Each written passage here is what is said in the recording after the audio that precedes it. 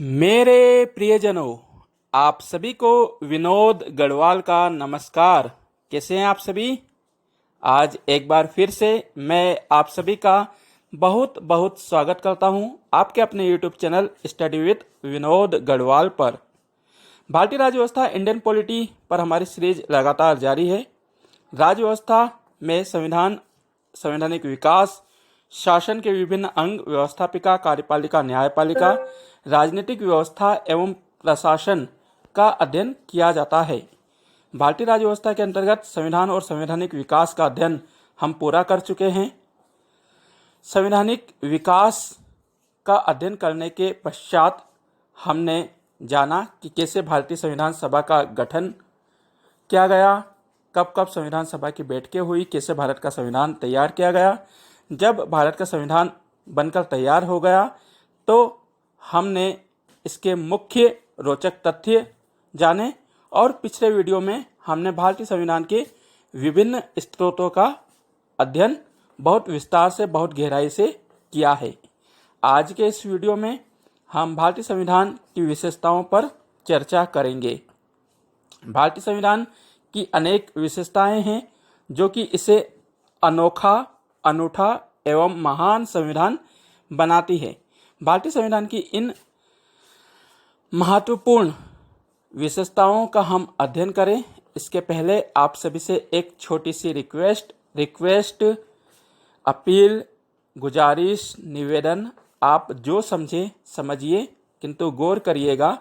निवेदन यह है कि लगातार स्टडी विद विनोद गढ़वाल पर आपकी सहायता के लिए भारतीय राज्य व्यवस्था से संबंधित वीडियो अपलोड किए जा रहे हैं।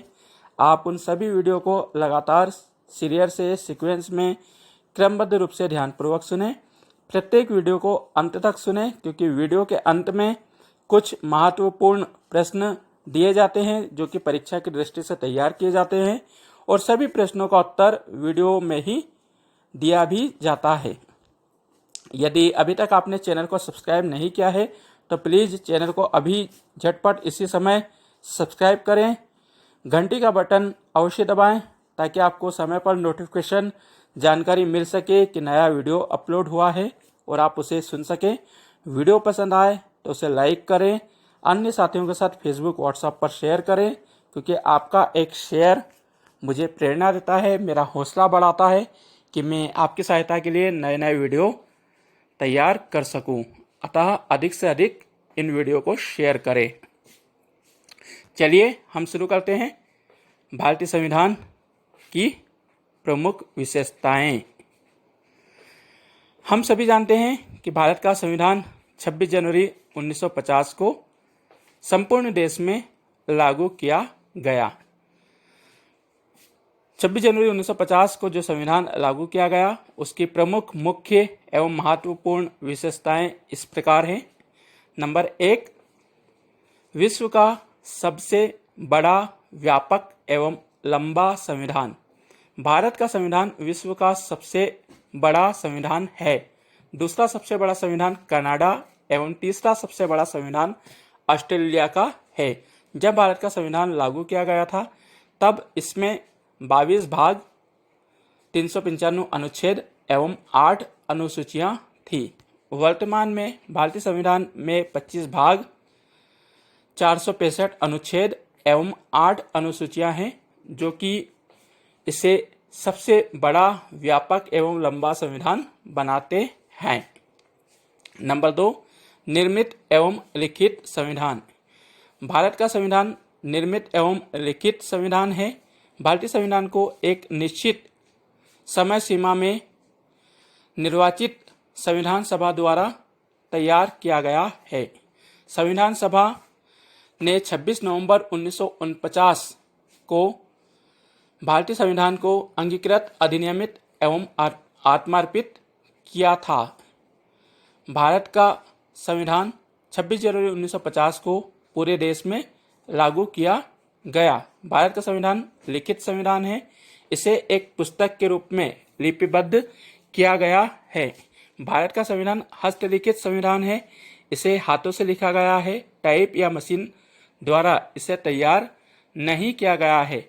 श्री प्रेम बिहारी नारायण रायजादा ने अपने हाथों से बहुत सुंदर राइटिंग में इसको लिखा है। विश्व का सबसे छोटा एवं लिखित संविधान अमेरिका का संविधान है, जिसमें केवल 7 अनुच्छेद हैं। नंबर 3, जन संप्रभुता पर आधारित संविधान। भारत का संविधान जन संप्रभुता पर आधारित संविधान है। भारतीय संविधान में जनता को सर्वोपरि माना गया है। भारतीय संविधान की प्रस्तावना के प्रारंभ में ही कहा गया है, हम भारत के लोग, अर्थात भारत के लोग, भारत की जो जनता है वह सर्वोपरि है। इसी कारण इसे जन संप्रभुता पर आधारित संविधान माना जाता है। नंबर 4, संविधान की सर्वोच्चता। भारतीय संविधान में संविधान को सर्वोच्चता प्रदान की गई है। भारत की सरकार, सुप्रीम कोर्ट, प्रधानमंत्री, राष्ट्रपति सभी संविधान के दायरे में रहकर कार्य करते हैं। संविधान का कोई भी व्यक्ति, सरकार, संस्था उल्लंघन नहीं कर सकती है। संविधान से ऊपर यदि भारत में किसी को माना गया है तो वह जनता को माना गया है। बाकी शासन के सभी अंग संविधान के दायरे में रहकर कार्य करते हैं। नंबर 5, विधि का शासन। भारत में विधि के शासन अर्थात कानून के शासन को स्थापित किया गया है। संविधान के अनुच्छेद 14 में स्पष्ट लिखा गया है कि भारत का प्रत्येक नागरिक विधि के कानून के समक्ष समान है। भारत में कोई भी नागरिक, चाहे वह राष्ट्रपति हो या आम मानस, वे सभी यदि एक जैसा अपराध करते हैं तो सभी को समान दंड देने का प्रावधान किया गया है। एक अपराध के लिए एक ही सजा का प्रावधान किया गया है, चाहे वह कोई भी व्यक्ति करे। भारत के कानून के नज़र में सभी लोग समान हैं। किसी से किसी भी प्रकार का ना तो कोई पक्षपात किया जा सकता है, ना ही ऊंच नीच का कोई भेदभाव किया जाता है। विधि के शासन की व्यवस्था ब्रिटेन के संविधान से ली गई है। नंबर 6, संसदीय शासन व्यवस्था। भारत में संसदीय शासन व्यवस्था को अपनाया गया है। भारतीय संविधान में अनुच्छेद 105 में संसद को विशेषाधिकार प्रदान किए गए हैं। नंबर 7, द्विसदनात्मक व्यवस्था। भारतीय संविधान ने संसदीय शासन प्रणाली को अपनाया है, जिसके चलते भारत की संसद के 2 सदन हैं। लोकसभा, जिसे निम्न सदन भी कहा जाता है, राज्यसभा, जिसे उच्च सदन के नाम से जाना जाता है। लोकसभा का कार्यकाल 5 वर्ष का होता है। इसके सदस्य प्रत्यक्ष निर्वाचन प्रणाली के माध्यम से निर्वाचित होते हैं, जबकि राज्यसभा का कार्यकाल 6 वर्ष का होता है। इसके सदस्य अप्रत्यक्ष निर्वाचन प्रणाली द्वारा चुनकर आते हैं। नाम मात्र की एवं वास्तविक कार्यपालिका में अंतर। संसदीय शासन प्रणाली होने के कारण यहाँ पर कार्यपालिका के 2 स्वरूप हैं, एक नाम मात्र की कार्यपालिका, दूसरी वास्तविक कार्यपालिका। नाम मात्र की कार्यपालिका जिसकी समस्त शक्तियाँ राष्ट्रपति में औपचारिक रूप से निहित रहती हैं, किंतु वास्तविक कार्यपालिका उन समस्त शक्तियों का संचालन करती है। वास्तविक कार्यपालिका प्रधानमंत्री और उसकी मंत्रिपरिषद में निहित होती है। सारे ही कार्य वास्तविक कार्यपालिका द्वारा संपन्न किए जाते हैं। नाम मात्र की कार्यपालिका उस पर केवल रबर स्टाम्प की मोहर की भांति कार्य करती है। संवैधानिक प्रमुख राष्ट्रपति होता है, जिस कारण उसे नाम मात्र की या रबर मोहर की स्टाम्प भी कहा जाता है। केंद्र की समस्त शक्तियां संविधान द्वारा वास्तविक कार्यपालिका अर्थात प्रधानमंत्री और उसके मंत्रिमंडल को सौंपी गई है। नंबर 9, उत्तरदायी शासन व्यवस्था। भारतीय संविधान द्वारा भारत में उत्तरदायी शासन व्यवस्था स्थापित की गई है। भारतीय संसद के निम्न सदन अर्थात लोकसभा के प्रति कार्यपालिका प्रधानमंत्री और उसका मंत्रिमंडल, मंत्रिपरिषद उत्तरदायी रहती है। संसद का कोई भी सदस्य मंत्रिपरिषद से प्रश्न पूछ सकता है। मंत्रिपरिषद पूछे गए प्रश्न का जवाब देने हेतु बाध्य है। यदि किसी विषय पर संसद द्वारा किसी मंत्री के विरुद्ध अविश्वास प्रस्ताव पारित कर दिया जाता है तो सामूहिक उत्तरदायित्व की भावना से समूचे मंत्रिमंडल को त्यागपत्र देना होता है। नंबर 10, एकल नागरिकता। भारतीय संविधान में सिंगल सिटीजनशिप के प्रावधान को अपनाया गया है। भारत में एकहरी नागरिकता है। भारत में रहने वाला प्रत्येक व्यक्ति, चाहे वह किसी भी राज्य में रहता हो, देश के किसी भी भाग में रहता हो, उसकी एक ही नागरिकता होगी, वह है भारतीय। एकल नागरिकता की व्यवस्था भारतीय संविधान में ब्रिटेन के संविधान से ग्रहण की गई है। नंबर 11, स्वतंत्र एवं निष्पक्ष न्यायपालिका। भारतीय संविधान में स्वतंत्र एवं निष्पक्ष न्यायपालिका की व्यवस्था की गई है। समूचे देश में एक समान न्याय व्यवस्था लागू की गई है। स्वतंत्र एवं निष्पक्ष न्यायपालिका की व्यवस्था भारतीय संविधान में अमेरिका के संविधान से ग्रहण की गई है। न्याय पुनर्विलोकन की शक्ति। 12 नंबर, न्याय पुनर्विलोकन की शक्ति। भारतीय संविधान ने न्यायपालिका को पुनर्विलोकन की शक्ति प्रदान की है। संसद कानून बनाती है। संसद द्वारा बनाए गए किसी भी कानून की न्यायपालिका समीक्षा कर सकती है। न्यायपालिका को कानून की समीक्षा या कानून की व्याख्या करते समय ऐसा लगता है कि संविधान द्वारा बनाए गए जो नियम हैं उनका संसद द्वारा उल्लंघन किया गया है, संसद ने जो कानून बनाया है वह संविधान की मूल भावना के विरुद्ध है, संविधान का उल्लंघन कर रहा है, तो न्यायपालिका संसद द्वारा बनाए गए ऐसे कानून को अवैध या निरस्त घोषित कर सकती है। भारतीय संविधान के अनुच्छेद 137 में न्याय पुनर्विलोकन का उल्लेख मिलता है। न्यायपालिका द्वारा जब संसद द्वारा बनाए गए किसी कानून की समीक्षा या व्याख्या की जाती है तो उसके इसी अधिकार को न्याय पुनर्विलोकन का अधिकार कहते हैं। न्याय पुनर्विलोकन की शक्ति अमेरिका के संविधान से भारतीय संविधान में ली गई है। मौलिक अधिकारों की व्यवस्था। नंबर 13, मौलिक अधिकारों की व्यवस्था। भारतीय संविधान द्वारा अपने नागरिकों को 26 जनवरी 1950 को जब संविधान लागू किया गया था तब 7 प्रकार के मौलिक अधिकार प्रदान किए गए थे, किंतु सन 1978 में संविधान में 44वां संविधान संशोधन किया गया जिसके तहत संपत्ति के अधिकार को मौलिक अधिकारों की सूची से निकाल दिया गया। वर्तमान में भारतीय नागरिकों को 6 प्रकार के मौलिक अधिकार प्रदान किए गए हैं। वे हैं समानता का अधिकार, स्वतंत्रता का अधिकार, शोषण के विरुद्ध अधिकार, धार्मिक स्वतंत्रता का अधिकार, सांस्कृतिक एवं शिक्षा का अधिकार तथा छठा संवैधानिक उपचारों का अधिकार। मौलिक अधिकारों की व्यवस्था भारतीय संविधान के भाग 3 में अनुच्छेद 12 से 35 में की गई है। मौलिक अधिकारों की व्यवस्था भी भारतीय संविधान में अमेरिका के संविधान से ली गई है। नंबर 14, नीति निर्देशक तत्वों की व्यवस्था। भारतीय संविधान ने जहां नागरिकों को मौलिक अधिकार प्रदान किए हैं वहीं राज्यों के लिए नीति निर्देशक तत्वों की व्यवस्था भी की गई है। राज्य नीति बनाते समय इन निर्देशों का पालन करता है। राज्य को यह निर्देश देते हैं कि राज्य नीति बनाते समय सकारात्मक रवैया अपनाए।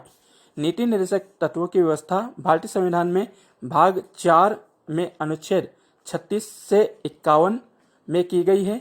नीति निर्देशक तत्वों की व्यवस्था भारतीय संविधान में आयरलैंड के संविधान से ली गई है। नंबर 15, मौलिक कर्तव्यों की व्यवस्था।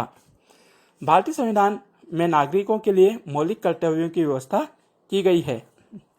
यह बात याद रखने योग्य है कि 26 जनवरी 1950 को जब संविधान लागू किया गया था तब मौलिक कर्तव्य नामक व्यवस्था नहीं थी, किंतु संविधान में 42वां संविधान संशोधन सन 1976 द्वारा संविधान के अनुच्छेद 51 में क जोड़कर मौलिक कर्तव्य जोड़े गए हैं। 10 मौलिक कर्तव्य नागरिकों को दिए गए थे। वर्तमान में इनकी संख्या बढ़ाकर 11 कर दी गई है। मौलिक कर्तव्य की व्यवस्था भारतीय संविधान में रूस के संविधान से ली गई है। नंबर 16, धर्मनिरपेक्ष पंथ निरपेक्ष राज्य की स्थापना।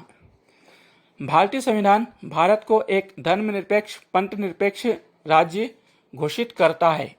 42वें संविधान संशोधन 1976 द्वारा संविधान की प्रस्तावना में पंथ निरपेक्ष शब्द जोड़ा गया, अर्थात भारत का कोई आधिकारिक धर्म नहीं रहेगा। संविधान के अनुच्छेद 25 में उल्लेख किया गया है कि भारत का कोई धर्म नहीं रहेगा, धर्म व्यक्तिगत होगा। अनुच्छेद 25 के तहत व्यक्ति के अंतःकरण से व्यक्ति किसी भी धर्म के प्रति आस्था रख सकता है, उपवास कर सकता है, पूजा पाठ कर सकता है, अपने धर्म का प्रचार प्रसार कर सकता है। भारत का आधिकारिक राष्ट्रीय कोई धर्म नहीं रहेगा। भारत में सभी धर्म एक समान नजरिए से देखे जाएंगे। यही कारण है कि भारत में हिंदू, मुस्लिम, सिख, ईसाई, जैन, बौद्ध, पारसी सभी धर्मावलंबी एक समान रूप से अपने धर्म का प्रचार प्रसार कर सकते हैं। नंबर 17, समाजवादी राज्य की स्थापना। भारत में समाजवादी राज्य की स्थापना की गई है।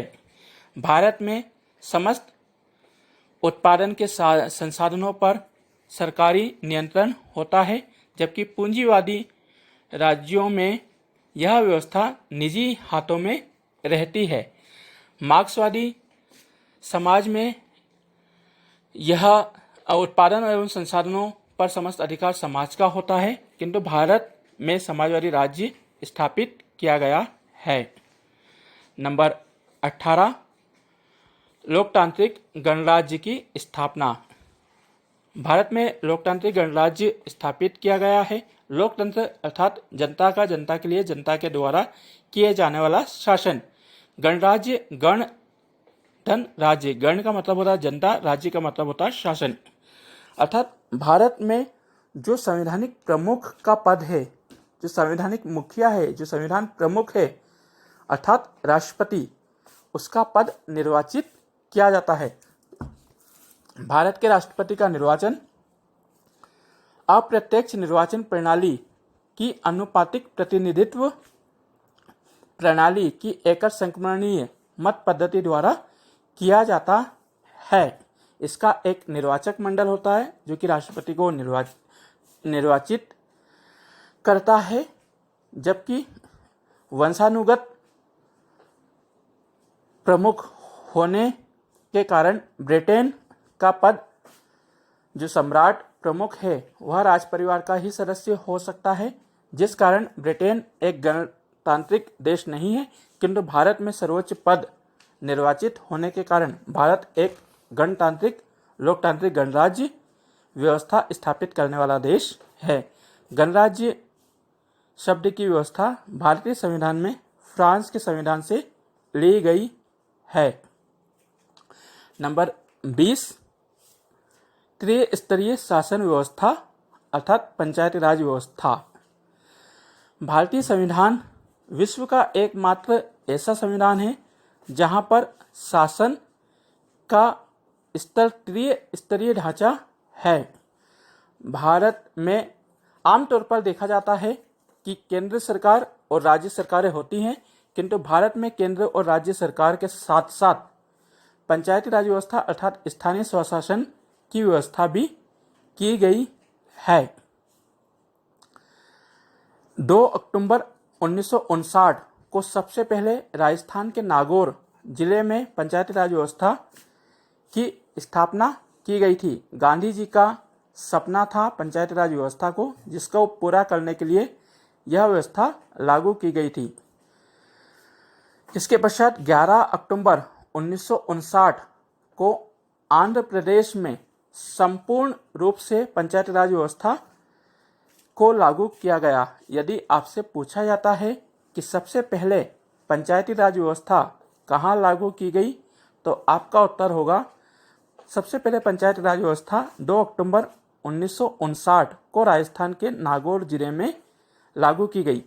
किंतु यदि आपसे पूछा जाता है कि संपूर्ण रूप से भारत में पंचायती राज व्यवस्था कब और कहाँ लागू की गई, तो आपका उत्तर होगा संपूर्ण रूप से भारत में पंचायती राज व्यवस्था 11 अक्टूबर 1959 को आंध्र प्रदेश में लागू की गई। इसके पश्चात संविधान में 73वां 74वां संविधान संशोधन 1992-93 में किया गया, जिसके तहत पंचायती राज व्यवस्था को संवैधानिक मान्यता प्रदान की गई है। नंबर 21, लचीला एवं कठोर संविधान का अद्भुत मिश्रण। भारत का संविधान लचीला एवं कठोर संविधान का अद्भुत मिश्रण है। इसमें कुछ प्रावधान ऐसे हैं जिनमें आसानी से साधारण बहुमत द्वारा संशोधन किया जा सकता है। वहीं संविधान के कुछ प्रावधान ऐसे हैं जिनमें विशिष्ट बहुमत से ही संविधान संशोधन किया जाता है, जो कि इसके कठोर होने का परिचायक है। इसे नमनीय या अनमनीय संविधान की संज्ञा भी दी जाती है। नंबर 22, संविधान संशोधन प्रक्रिया। भारतीय संविधान का एक महत्वपूर्ण प्रावधान यह है कि इसमें आवश्यकता परिस्थिति अनुसार परिवर्तन किया जा सकता है, संशोधन किया जा सकता है। भारतीय संविधान के भाग 20 में अनुच्छेद 368 में संविधान संशोधन की प्रक्रिया का उल्लेख मिलता है। भारतीय संविधान में 3 प्रकार से संशोधन किए जाते हैं: साधारण बहुमत द्वारा, विशिष्ट बहुमत द्वारा और विशिष्ट बहुमत, जिसमें संसद के 2/3 बहुमत के साथ साथ 50% अधिक राज्यों की सहमति होना आवश्यक है। इन तीनों ही स्तर से संविधान संशोधन किए जा सकते हैं। नंबर 23, संघात्मक शासन प्रणाली। भारत में संघात्मक शासन प्रणाली को अपनाया गया है। भारतीय संविधान के अनुच्छेद 1 में स्पष्ट कहा गया है कि भारत राज्यों का एक संघ रहेगा। समूचे देश में आज 28 राज्य और 9 केंद्र शासित प्रदेश हैं।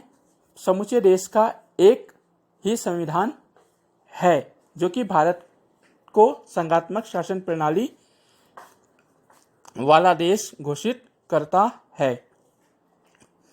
नंबर 24, एकात्मकता की ओर झुका संघात्मक शासन। भारत का संविधान कहने को संघात्मक शासन है, किंतु इसमें एकात्मकता के भी गुण दिखाई देते हैं।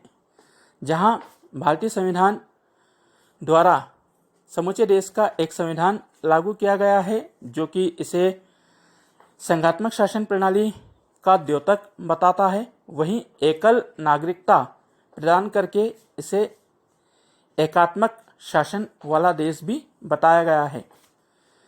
वहीं केंद्र एवं राज्य सरकारों के बीच शक्तियों का स्पष्ट रूप से विभाजन कर संघीय सरकार का द्योतक होना दर्शाया जाता है।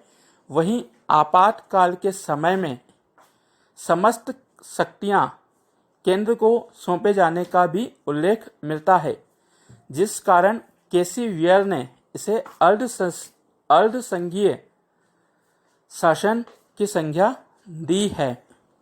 आपातकाल में समस्त राज्यों की शक्तियां केंद्र को सौंप दी जाती है। नंबर 25, शक्तियों का विभाजन अथवा शक्तियों का विकेंद्रीकरण। भारतीय संविधान द्वारा स्पष्ट रूप से शक्तियों का विभाजन किया गया है। संविधान में शक्तियों के विभाजन हेतु 3 सूचियां, संघीय सूची, केंद्रीय सूची, राज्य सूची, प्रांतीय सूची अथवा समवर्ती सूची का प्रावधान किया गया है। केंद्रीय सूची के विषयों पर केंद्र सरकार कानून बनाती है, जबकि राज्य सूची के विषयों पर राज्य सरकार कानून बनाती है। समवर्ती सूची में जो विषय दिए गए हैं उन विषयों पर आवश्यकता अनुसार केंद्र एवं राज्य सरकारें दोनों ही कानून बना सकती हैं, किंतु दोनों में टकराव होने की स्थिति में केंद्रीय कानून को मान्यता दी जाती है। नंबर 25, अविशिष्ट शक्तियां केंद्र को। संविधान द्वारा अविशिष्ट शक्तियां ऐसी शक्तियां जो कि केंद्रीय सूची, राज्य सूची या समवर्ती सूची के विषयों से बाहर है, ऐसी शक्तियां संविधान द्वारा केंद्र को सौंपी गई है। इसका उल्लेख संविधान के अनुच्छेद 246 में मिलता है। अविशिष्ट शक्तियों की व्यवस्था भारतीय संविधान में कनाडा के संविधान से ली गई है। नंबर 27, आपातकालीन शक्तियों की व्यवस्था।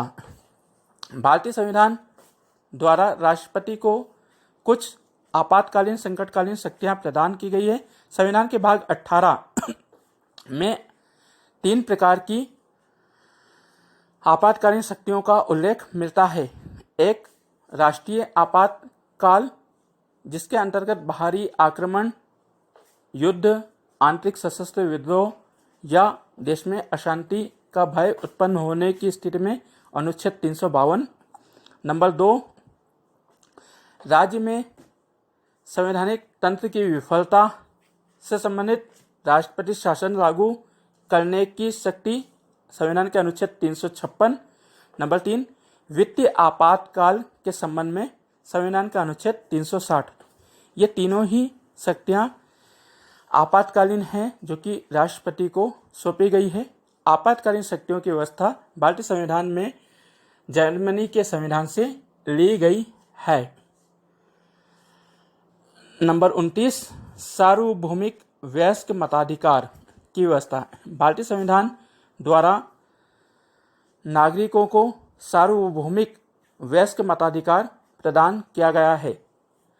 जब संविधान लागू किया गया था तब वयस्क मताधिकार की आयु 21 वर्ष थी, किंतु संविधान में 61वां संविधान संशोधन कर इस आयु को घटाकर 18 वर्ष कर दिया गया है। वर्तमान में भारत का प्रत्येक नागरिक 18 वर्ष की आयु पूरी करने के उपरांत मत देने का अधिकारी होता है। भारत के सभी नागरिकों को, चाहे वह महिला हो या पुरुष, अमीर हो या गरीब, सबके वोट का मूल्य एक समान है। नंबर 30, स्वतंत्र निर्वाचन आयोग की स्थापना। भारतीय संविधान द्वारा समूचे देश में निर्वाचन चुनाव कराने हेतु एक स्वतंत्र निर्वाचन आयोग की स्थापना की गई है। यही निर्वाचन आयोग देश में सभी चुनाव, चाहे वे राष्ट्रपति, उपराष्ट्रपति, संसद के दोनों सदन, लोकसभा, राज्यसभा, विधानमंडल, विधानसभा अथवा स्थानीय स्वशासन के हों, किसी भी प्रकार के चुनाव कराने हेतु निर्वाचन आयोग स्वतंत्र एवं निष्पक्ष रूप से निर्वाचन कराता है। तो ये थी दोस्तों भारतीय संविधान की कुछ प्रमुख एवं सबसे महत्वपूर्ण विशेषताएं। मुझे उम्मीद है कि आपको वीडियो पसंद आएगा। पसंद आए तो अवश्य लाइक करें, अन्य साथियों के साथ शेयर करें। अब मेरे प्रश्नों को भी नोट करिए ताकि आप कमेंट बॉक्स में कमेंट करके मुझे अपना उत्तर दे सकें। प्रश्न क्रमांक 1, विश्व में दूसरा सबसे बड़ा संविधान किस देश का है? विश्व में दूसरा सबसे बड़ा संविधान किस देश का है? प्रश्न क्रमांक 2, भारत के संविधान को बनने में कितना समय लगा? भारतीय संविधान को बनने में कितना समय लगा?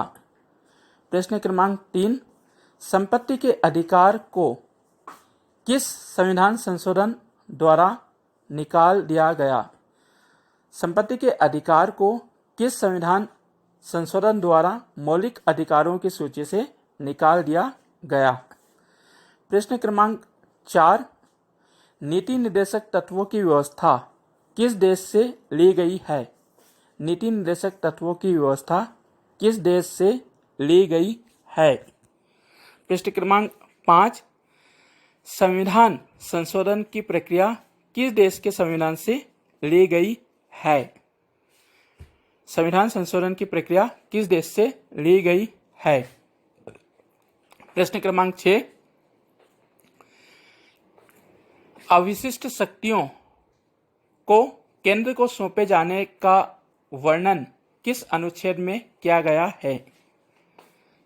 अविशिष्ट शक्तियां केंद्र को सौंपे जाने का वर्णन किस अनुच्छेद में किया गया है? भारत में वयस्क मताधिकार की आयु कितनी है? भारत में वयस्क मताधिकार की आयु कितनी है? मुझे उम्मीद है कि आपको आज का वीडियो अत्यंत पसंद आएगा। यदि पसंद आया हो तो प्लीज़ इसे लाइक करें, अधिक से अधिक शेयर करें और चैनल को सब्सक्राइब करें। आज के लिए इतना ही। वीडियो अगर पसंद आया तो प्लीज़ अपना कमेंट ज़रूर करें। अब मुझे इजाज़त दीजिए, मिलते हैं नेक्स्ट वीडियो में बहुत जल्द किसी अन्य चैप्टर के साथ कुछ और महत्वपूर्ण जानकारियाँ लेके। तब तक के लिए मुझे इजाज़त दीजिए। नमस्कार, thank you, good bye, take care, bye bye, and thank you for watching my YouTube channel study with Vinod Garhwal. जय हिंद, जय भारत।